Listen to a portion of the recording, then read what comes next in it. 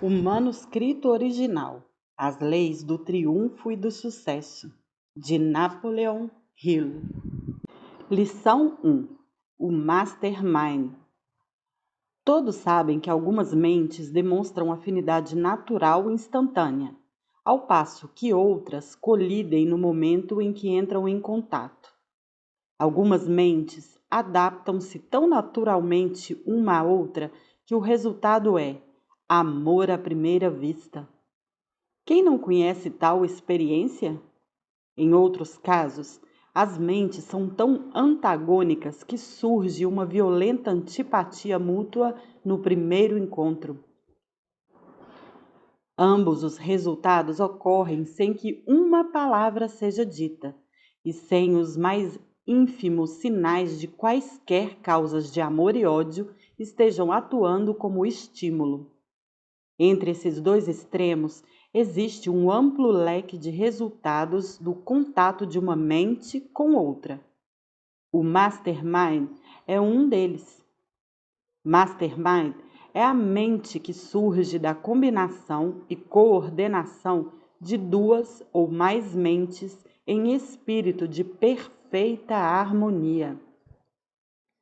O Mastermind permanecerá disponível enquanto existir a aliança amigável e harmoniosa entre as mentes individuais.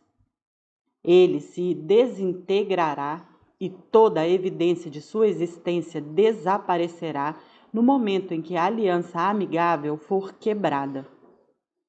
Duas ou mais mentes não podem se combinar nem ser coordenadas, a menos que haja perfeita harmonia, residindo aí o segredo do sucesso ou do fracasso de praticamente todos os negócios e parcerias sociais. O Mastermind pode ser aplicado às questões pessoais, econômicas e comerciais.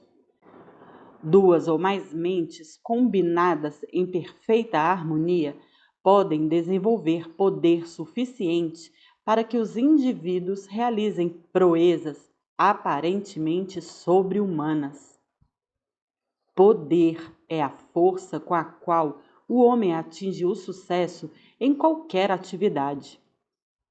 Poder ilimitado pode ser aproveitado por pessoas dispostas a submergir a personalidade e os interesses individuais na combinação de suas mentes em espírito de perfeita harmonia.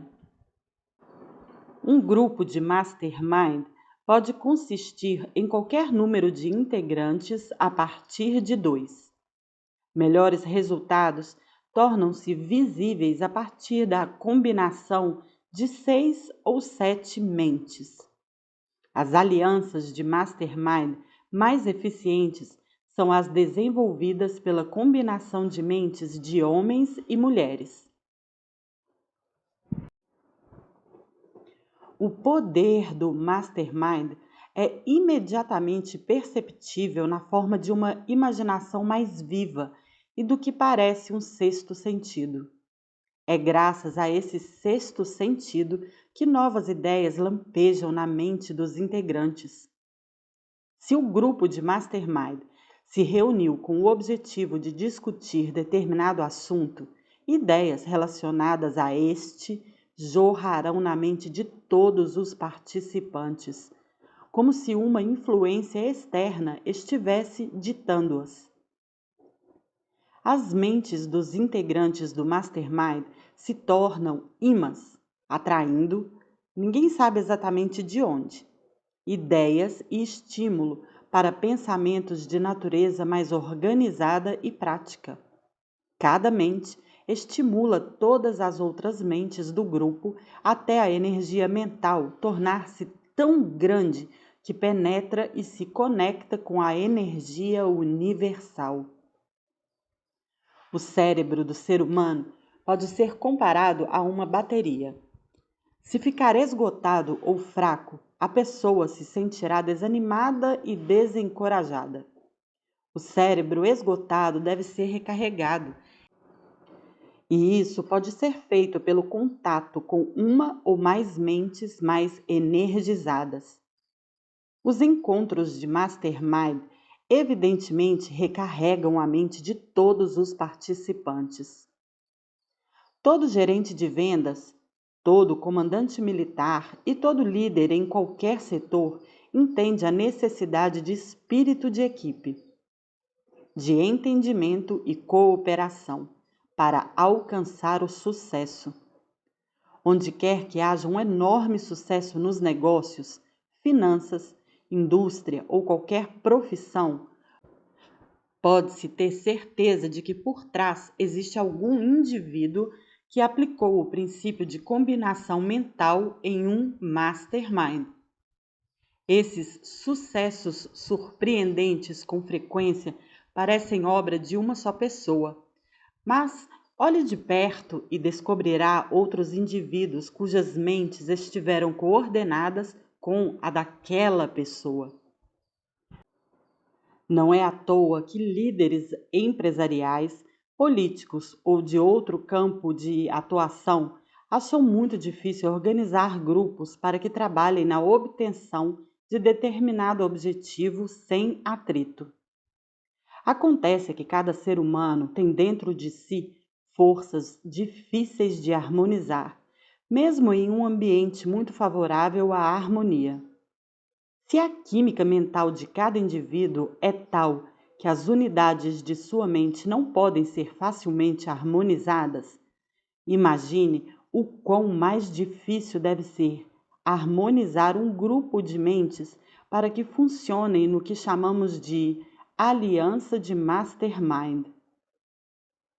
O líder que tem êxito em desenvolver e direcionar a energia do mastermind tem tato, paciência, persistência, autoconfiança e habilidade para se adaptar, sem mostrar o menor sinal de incômodo às circunstâncias que mudam rapidamente. Além disso, deve ter a capacidade de mudar de um estado de ânimo para o outro sem mostrar o menor sinal de raiva ou falta de autocontrole. Observe a frequência com que a palavra harmonia aparece nesta lição. Harmonia parece ser uma das leis da natureza sem a qual não pode existir energia organizada ou qualquer forma de vida. A saúde do corpo e da mente é construída em torno, a partir e em cima da harmonia. Sucesso na vida, não importa o que se considere sucesso, é em grande parte uma questão de adaptação ao ambiente de tal maneira que exista harmonia entre o indivíduo e seu meio. No sentido real do termo, a harmonia é algo tão raro entre grupos de pessoas quanto o cristianismo verdadeiro entre aqueles que se proclamam cristãos. Não existe mastermind sem perfeita harmonia. As unidades mentais individuais não irão se combinar até que tenham sido estimuladas a formar um espírito de perfeita harmonia de objetivo. No momento em que começam a seguir rotas divergentes de interesse, as unidades mentais individuais se separam e o mastermind se desintegra. Nenhum grupo de mentes pode ser combinado em um mastermind se um dos indivíduos do grupo tiver uma mente extremamente negativa, repelente. Mentes negativas e positivas não irão se mesclar no sentido aqui descrito como mastermind. A falta de conhecimento desse fato levou muitos líderes e empreendimentos ao fracasso. É apropriado comentar que toda aliança mental, seja ela em espírito de harmonia ou não, desenvolve uma outra mente que afeta todos os participantes. Pode haver, e muitas vezes há, o desenvolvimento de um poder negativo oposto ao mastermind. Um dos obstáculos mais prejudiciais na estrada para o sucesso é a aliança infeliz de mentes que não se harmonizam, seja uma aliança de natureza empresarial, seja social. Em tais casos, a aliança deve ser quebrada ou o final será fracasso e derrota. É 1 milhão de vezes melhor encarar o rompimento do que ser arrastado para o fracasso e a alienação por causa de alianças não harmoniosas, não importando de que natureza ou com quem. Embora seja verdade que algumas mentes não irão combinar em espírito de harmonia e não podem ser forçadas ou induzidas a tal, não se apresse demais em atribuir ao outro toda a responsabilidade pela falta de harmonia da aliança. Lembre-se de que o problema pode estar em você. Lembre-se também de que uma pessoa cuja mente não pode e não vai se harmonizar com certo tipo de mente pode se harmonizar perfeitamente com outros tipos. Não é mais costume dispensar um funcionário porque não se adapta ao cargo para o qual foi originalmente contratado. O líder judicioso trata de colocar tal homem em alguma outra função. Assim, desajustados podem se tornar valiosos. Lição 2: Objetivo principal definido. O ponto principal dessa lição está na palavra definido. É estarrecedor saber que 95% das pessoas deste mundo estão à deriva na vida, sem a menor ideia de qual trabalho é o mais adequado para elas e sem qualquer noção da necessidade do que se chama de objetivo definido. Existe uma razão psicológica para a seleção de um objetivo principal definido de vida. As ações de um indivíduo estão sempre em harmonia com os pensamentos dominantes de sua mente. Qualquer objetivo principal definido, deliberadamente fixado na mente e lá mantido com a determinação de realizá-lo, acaba saturando o subconsciente até influenciar a ação física para a sua realização. O princípio pelo qual se consegue gravar o objetivo principal definido no subconsciente é chamado de autossugestão, ou sugestão que se faz para si mesmo. Você não precisa ter medo da autossugestão, desde que tenha certeza de que seu objetivo é construtivo, de que sua realização não trará dificuldade nem miséria a ninguém e de que lhe trará felicidade, paz e prosperidade duradouras. A mente subconsciente pode ser comparada a um imã que atrai qualquer pensamento dominante, positivo ou negativo. Semelhante atrai semelhante, o que nos leva a uma afirmação.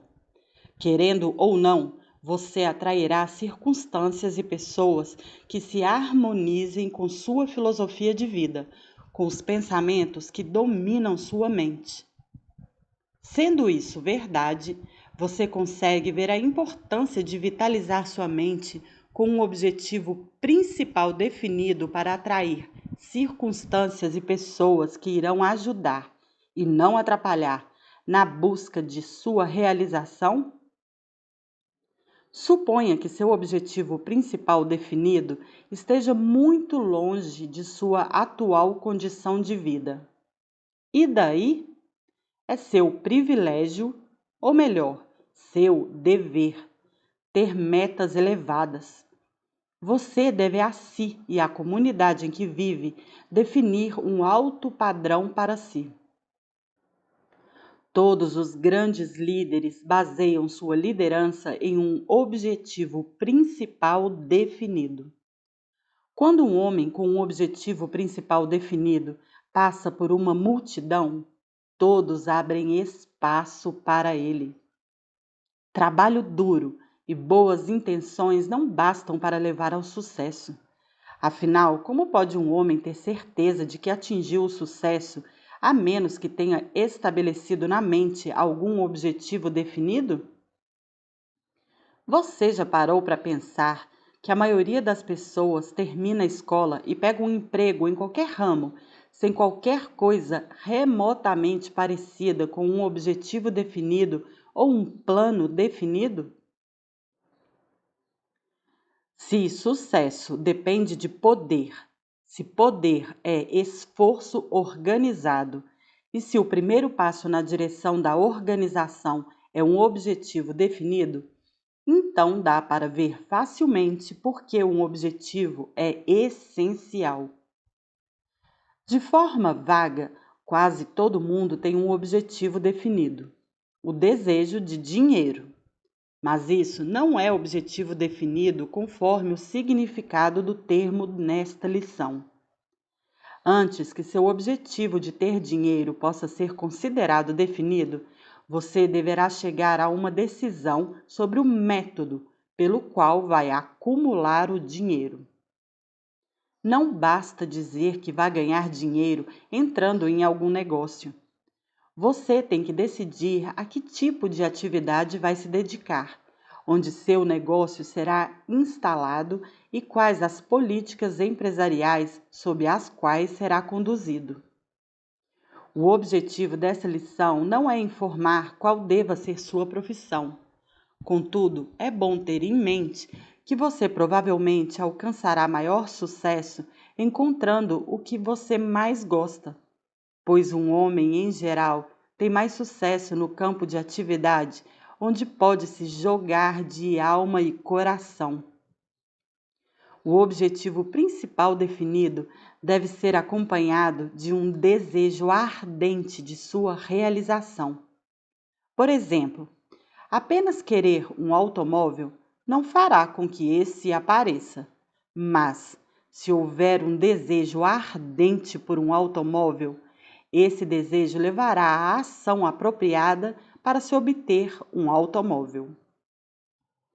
Um objetivo definido é algo que você deve criar sozinho.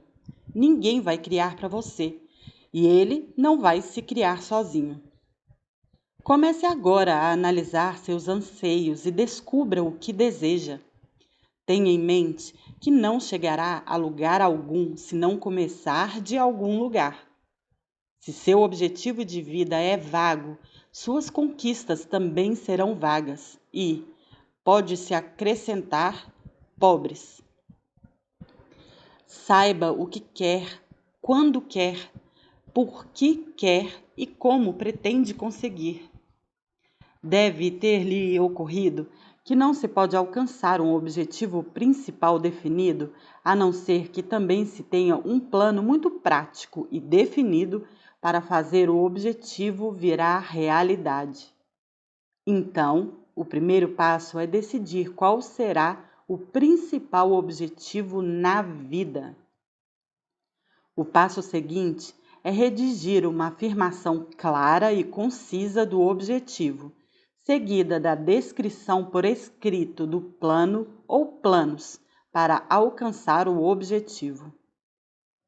O próximo e último passo será a formação de uma aliança de mastermind, com uma ou mais pessoas que irão cooperar na execução dos planos e na transformação do objetivo principal definido em realidade. O mastermind deve incluir aqueles que têm interesse sincero por você. Se é casado, seu cônjuge deve ser um dos membros da aliança, desde que haja confiança e simpatia entre vocês. Outros membros podem ser seus pais, irmãos ou amigos próximos. Aqueles que participarem do Mastermind devem assinar com você a declaração do objetivo principal definido. Cada integrante deve estar completamente familiarizado com a natureza do objetivo na formação da aliança. Além disso, deve estar sinceramente de acordo com o objetivo e ser completamente solidário. Cada membro da aliança deve receber uma cópia escrita da declaração do objetivo principal definido. No mais, você é explicitamente instruído a manter seu objetivo principal para você. O mundo está cheio de São Tomés, e não será bom para sua causa ter cabeças ocas zombando de você e das suas ambições. Lembre-se, você precisa de encorajamento amigável e ajuda, não de escárnio e dúvidas. Se acredita em oração, faça do objetivo principal definido o tema de suas preces pelo menos uma vez por dia. Se os membros de seu mastermind acreditam em oração, peça para que incluam o objetivo da aliança nas preces diárias. Combine com um ou todos os membros da aliança para que lhe afirmem, nos termos mais positivos e definidos, que eles sabem que você pode e vai realizar seu objetivo principal definido.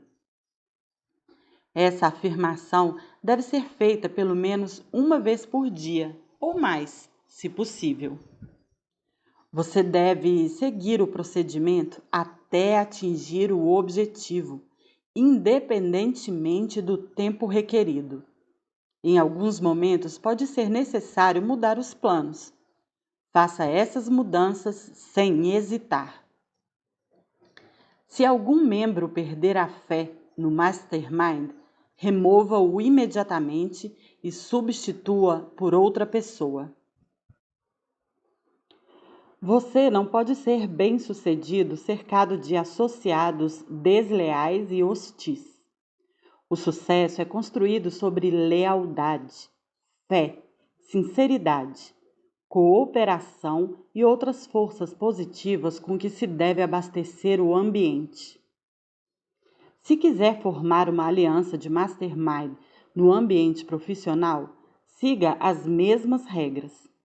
O objetivo principal definido pode ser de benefício individual ou do negócio. O mastermind vai funcionar igual em ambos os casos. Seu objetivo principal definido deve se tornar seu hobby. Você deve ocupar-se dele constantemente. Dormir, comer, divertir-se, trabalhar e morar com ele. Você pode conseguir o que quiser, se quiser com intensidade suficiente e continuar querendo, desde que o objetivo que você deseje seja razoável e que você realmente acredite que conseguirá. Os que acreditam que pode alcançar seu objetivo principal definido não reconhecem a palavra impossível. Tampouco admitem uma derrota temporária. Eles sabem que terão sucesso e, se um plano fracassa, rapidamente substituem por outro. Se existe uma palavra relativa a esta lição que deve se destacar na mente, é persistência. Lição 3. Autoconfiança. O desenvolvimento da autoconfiança começa com a eliminação do medo. Os 6 medos básicos da humanidade são: 1. Medo da pobreza. 2. Medo da velhice. 3. Medo da crítica. 4. Medo da perda do amor. 5. Medo de problemas de saúde. 6. Medo da morte. Medo da pobreza. Parece que vivemos na era da adoração do dinheiro. Nada traz tanto sofrimento e humilhação quanto a pobreza. A palavra sociedade poderia muito bem ser grafada sociedade com S cifrão.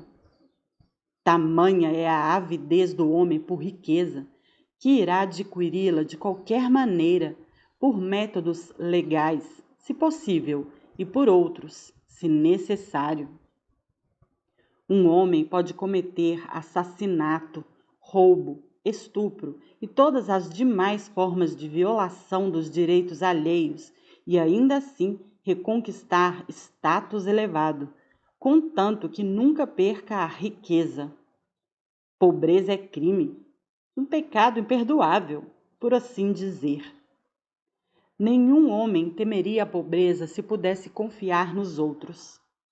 Existem comida, abrigo, vestuário e recursos em quantidade suficiente para todas as pessoas da terra, e estes poderiam ser desfrutados por todos, não fosse o hábito do homem de tentar empurrar todos os outros porcos para fora do coxo, mesmo que tenha tudo e mais do que precisa.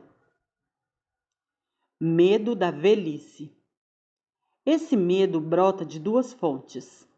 Primeiro, do pensamento de que a velhice pode trazer a pobreza, proveniente da desconfiança de que outros homens possam apoderar-se de quaisquer bens materiais que se possua. Segundo, dos ensinamentos falsos e cruéis que misturam fogo e enxofre com purgatórios no outro mundo, possivelmente muito mais horrível que este, já considerado ruim o suficiente. Medo da crítica. Esse medo assume muitas formas diferentes, a maioria de natureza insignificante e trivial. Os fabricantes de vestuário, por exemplo, capitalizam esse medo básico a cada estação, sabendo que as pessoas temem vestir uma roupa fora de sintonia com o que todo mundo está usando agora. Medo da perda do amor. O ciúme e outras formas similares de demência precoce, mais ou menos leves, provém do medo que o homem tem de perder o amor de outrem. De todos os loucos em sã consciência, os ciumentos são os mais bizarros. A perda do amor é um dos mais dolorosos, se não o mais doloroso, dos 6 medos. Causa mais estragos à mente do que qualquer outro, levando com frequência às mais violentas formas de insanidade permanente. Medo de problemas de saúde. Associa-se intimamente ao medo da pobreza e da velhice, porque também conduz à fronteira dos mundos terríveis que o homem não conhece, mas dos quais ouviu histórias perturbadoras. O autor tem forte suspeita de que os envolvidos na venda de métodos para uma boa saúde desempenham um papel considerável em manter vivo o medo dos problemas de saúde. Afinal, se alguém ganha a vida mantendo as pessoas saudáveis, parece natural que use todos os meios ao seu alcance para persuadi-las de que precisam de seus serviços. Medo da morte. Para muitos, esse é o pior dos 6 medos básicos e pode ser atribuído diretamente ao fanatismo religioso. Há milhares de anos o homem pergunta de onde vem e para onde vai após a morte. Os mais astutos e espertos, bem como os honestos, mas crédulos, não tardaram em oferecer respostas. Na verdade, responder essas perguntas se tornou uma das chamadas profissões eruditas, apesar de ser necessária pouca instrução. A verdade é que nenhum homem sabe de onde viemos ou para onde vamos. Qualquer um que afirme o contrário está enganando a si mesmo, ou é um impostor consciente, que faz disso um meio de vida. Seja dito em favor dos envolvidos na venda de ingressos para o céu, que a maioria de fato acredita não só saber onde o céu existe, como também que seus credos darão passagem segura aos que os abraçarem. Essa crença pode ser resumida em uma palavra: credulidade. Todo ser humano chega à idade adulta acorrentado em certa medida por um ou mais dos 6 medos básicos, transmitidos pela hereditariedade social. O termo hereditariedade social refere-se aos métodos pelos quais uma geração impõe à subsequente superstições, crenças, lendas e ideias. Deve ser entendido como toda e qualquer fonte pela qual se adquire conhecimento, tais como o ensino religioso e de todas as outras naturezas, leituras, conversas, narrativas e todo tipo de pensamento oriundo do que geralmente é aceito como experiências pessoais. Talvez nenhuma das grandes forças da natureza esteja mais disponível ao desenvolvimento do homem que a autossugestão. É essa a ferramenta a ser usada para combater os medos e desenvolver a autoconfiança. Adote a autossugestão e faça uso direto dela em seu desenvolvimento como uma pessoa positiva, dinâmica e autoconfiante. A instrução é que copie, assine e memorize a fórmula a seguir. Fórmula da autoconfiança. Sei que tenho capacidade para alcançar meu objetivo definido. Portanto, exijo de mim persistência, ação agressiva e contínua rumo à realização. Percebo que os pensamentos dominantes em minha mente acabam por se reproduzir em ação corporal externa, transformando-se gradualmente em realidade física. Portanto, vou concentrar minha mente por 30 minutos diários na tarefa de pensar na pessoa que pretendo ser, criando uma imagem mental dessa pessoa e transformando essa imagem em realidade mediante ação prática. Sei que, pela autossugestão, qualquer desejo que eu mantenha persistentemente em minha mente acabará por buscar expressão por meios práticos. Portanto, vou devotar 10 minutos diários para exigir de mim o desenvolvimento dos fatores listados nas 16 lições da Lei do Sucesso. Tracei e redigi claramente a descrição do meu objetivo definido de vida. Estabeleci um preço por meus serviços, preço que pretendo merecer e receber pela aplicação rigorosa do princípio do serviço eficiente e satisfatório. Percebo plenamente que nenhuma riqueza ou posição pode durar para sempre, a não ser que alicerçada sobre justiça e verdade. Portanto, não me envolverei em nenhuma transação que não beneficie todos os participantes. Serei bem-sucedido, atraindo as forças que desejo usar e a cooperação de outras pessoas. Induzirei outros a me servir, porque primeiro servirei a eles. Eliminarei o ódio, a inveja, o ciúme, o egoísmo e o cinismo, desenvolvendo amor por toda a humanidade, porque sei que uma atitude negativa em relação a outros jamais poderá me trazer sucesso. Farei os outros acreditarem em mim, porque acreditarei neles e em mim mesmo. Assinei meu nome nesta fórmula. Irei memorizá-la e repeti-la em voz alta uma vez por dia, com plena fé de que gradualmente influenciará a minha vida, para que me torne um trabalhador bem-sucedido e feliz no meu campo de atuação. O objetivo de escrever e repetir a fórmula de autoconfiança é tornar o hábito de acreditar em si mesmo o pensamento dominante em sua mente, até incuti-lo no subconsciente.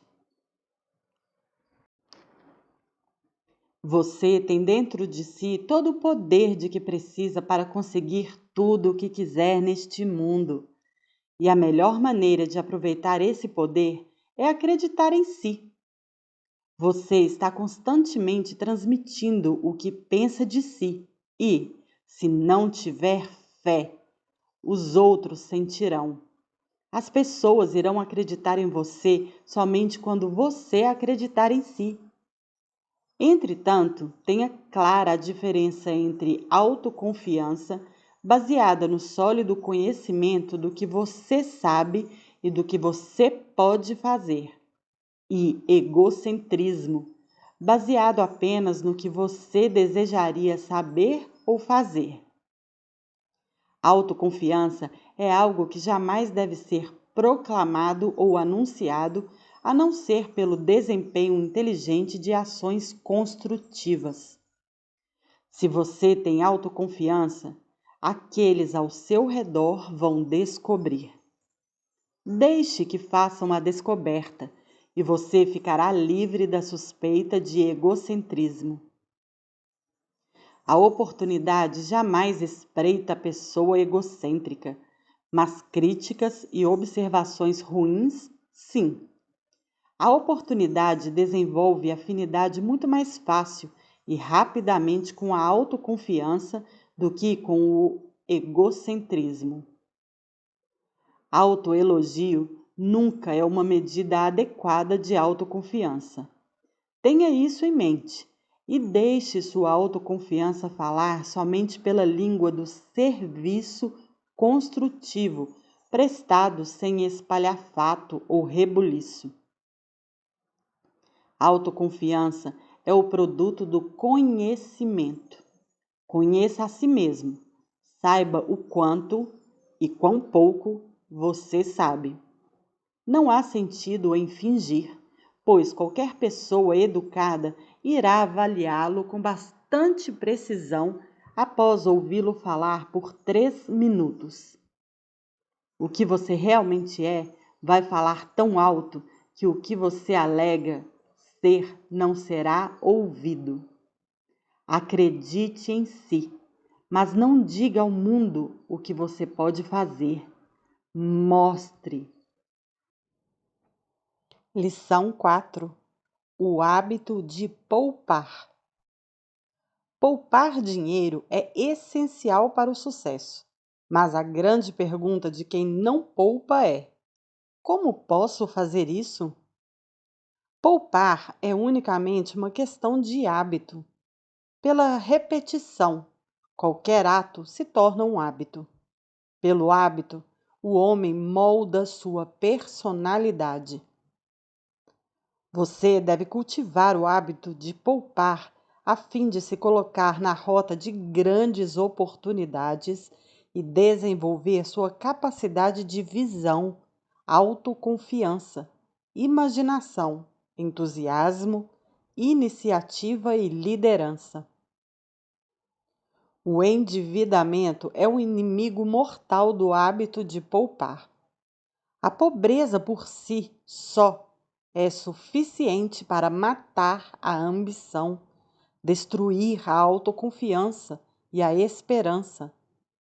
Acrescente o fardo da dívida e a vítima estará praticamente fadada ao fracasso. A acumulação de dívidas é um hábito. Começa aos pouquinhos, cresce passo a passo até tomar conta da alma do indivíduo. Um homem subjugado por dívidas não tem tempo nem inclinação para elaborar ideias. O homem pesadamente endividado é dominado pelo medo da pobreza.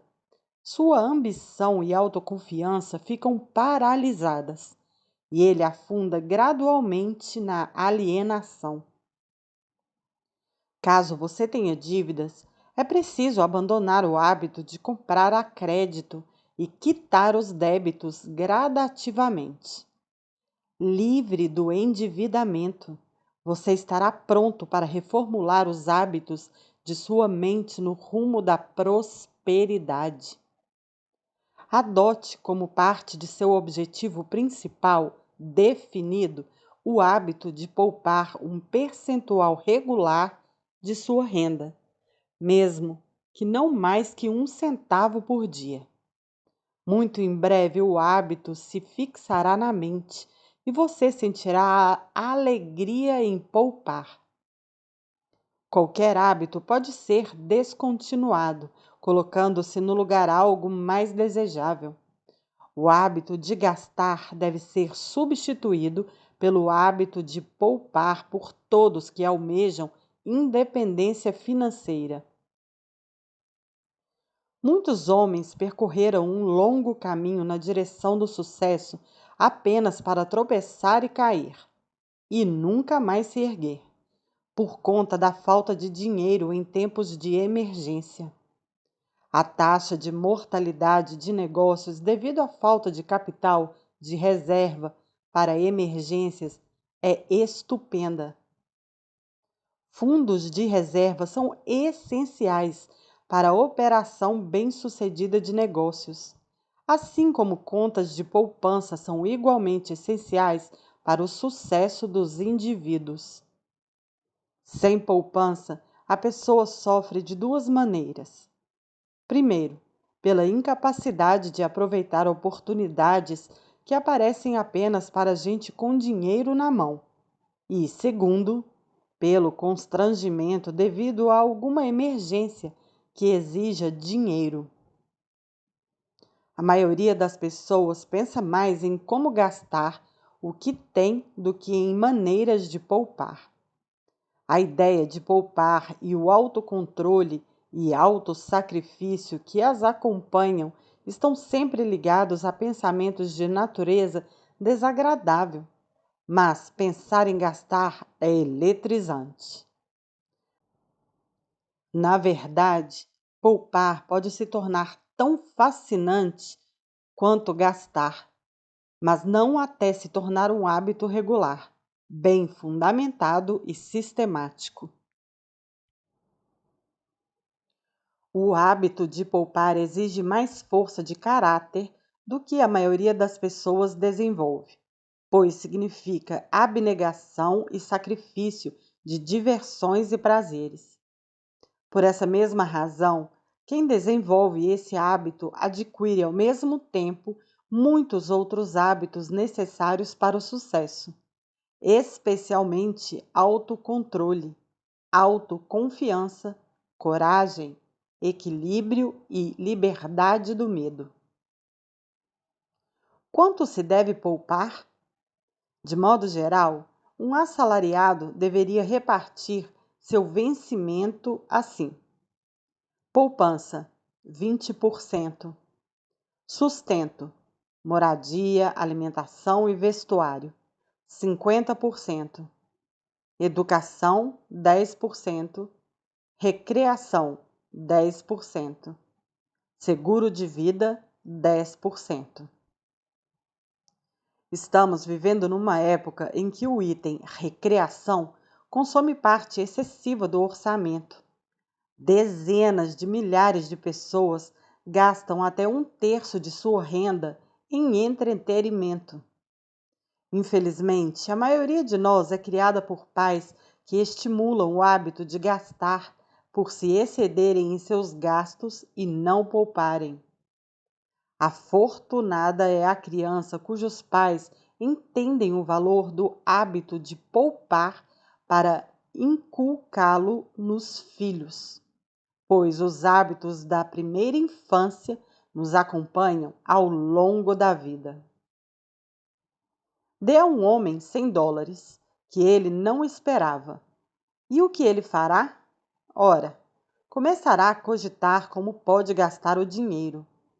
Antes de cair a noite, ele terá gasto os $100, ou pelo menos terá decidido como gastar, adicionando assim mais combustível à já excessivamente brilhante chama do hábito de gastar. Hoje em dia é comum as pessoas comprarem um carro em prestações que envolvem despesas excessivas em comparação à renda. Aliás, a compra parcelada é tão comum e tão fácil que a tendência de gastar fora da proporção da renda só aumenta. Essa tendência deve ser freada por quem busca independência financeira. Requer força de caráter, determinação e firme poder de decisão abrir uma poupança e depositar uma parcela regular, ainda que pequena, de toda a renda. Admitir falta de coragem para cortar despesas a fim de poupar uma pequena quantia que seja equivale a admitir a falta do tipo de caráter que leva ao sucesso. A melhor coisa da vida é a liberdade. Não pode haver liberdade real sem um grau razoável de independência financeira. É terrível ser obrigado a estar em determinado lugar, realizar determinada tarefa, talvez uma tarefa de que não se goste, por determinado número de horas, todos os dias da semana, a vida inteira. Sob certos aspectos, é a mesma coisa que estar preso. A única esperança de escapar da labuta perpétua que reduz a liberdade é cultivar o hábito de poupar, não importa quanto sacrifício isso possa exigir. Não existe outro jeito para a maioria das pessoas. E, a menos que você seja uma das raras exceções, esta lição e todas as afirmações se destinam e se aplicam a você.